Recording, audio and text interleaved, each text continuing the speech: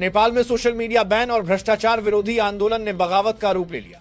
राजधानी काठमांडू में आगजनी और हिंसा के बीच पीएम केपी शर्मा ओली ने इस्तीफा दिया। सेना ने मोर्चा संभाला, जबकि पूर्व राजा ने युवाओं का समर्थन कर राजशाही वापसी की अटकलें तेज कर दी। नेपाल इस वक्त अपने सबसे बड़े राजनीतिक और सामाजिक संकट से जूझ रहा है। काठमांडू की सड़कों पर बगावत की आग धधक रही है। सोमवार की पुलिस फायरिंग में 19 लोगों की मौत और सैकड़ों घायल होने के बाद हालात बेकाबू हो गए। स्थिति यह हो गई है, पीएम केपी शर्मा ओली को इस्तीफा देना पड़ा।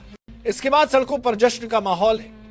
उग्र भीड़ ने संसद भवन से लेकर नेताओं के घरों तक हमला बोल दिया। सरकारी दफ्तरों को तोड़फोड़ कर आग के हवाले कर दिया गया।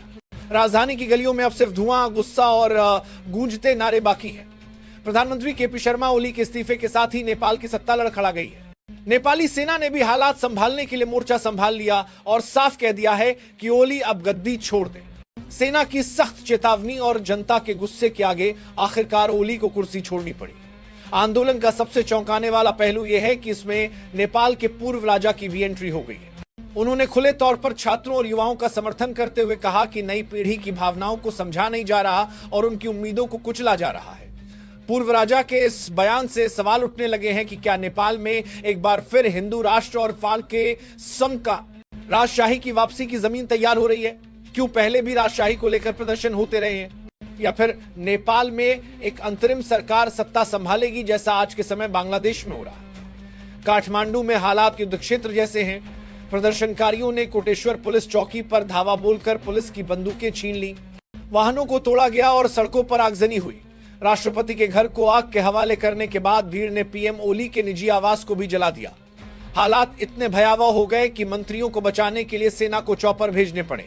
गुस्साई भीड़ गृह मंत्री रमेश लेखक और ऊर्जा मंत्री के घर तक पहुंच गई, जहां पत्थरबाजी और तोड़फोड़ की गई। हालात इतने भयावह हो गए कि मंत्रियों को बचाने के लिए सेना को चौपर भेजने पड़े। गुस्साई भीड़ गृह मंत्री रमेश लेखक और ऊर्जा मंत्री के घर तक पहुंच गई, जहां पत्थरबाजी और तोड़फोड़ की गई। नेपाल की राजनीति में यह भूचाल सिर्फ सोशल मीडिया बैन की वजह से नहीं आया। छात्र इसके पीछे भ्रष्टाचार को भी कारण बता रहे हैं। युवाओं का कहना है कि जब तक सिस्टम में सुधार और जवाबदेही नहीं होगी, वे पीछे नहीं हटेंगे। यही वजह है कि राष्ट्रीय स्वतंत्र पार्टी के 21 सांसदों ने भी प्रदर्शनकारियों के समर्थन में इस्तीफा दे दिया है।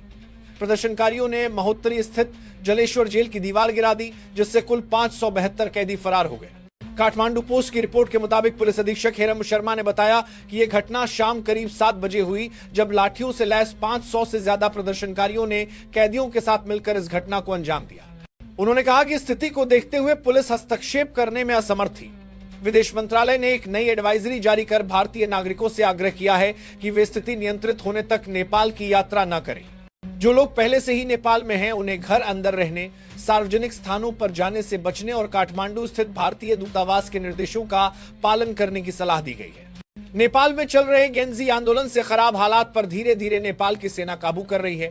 पूरे देश में कर्फ्यू लगाने और प्रोहिबिशन ऑर्डर जारी करने के बाद स्थितियां पटरी पर लौट रही है। इसी बीच अच्छी खबर यह है कि नेपाल का अंतर्राष्ट्रीय हवाई अड्डा आम नागरिकों के लिए खोल दिया गया है।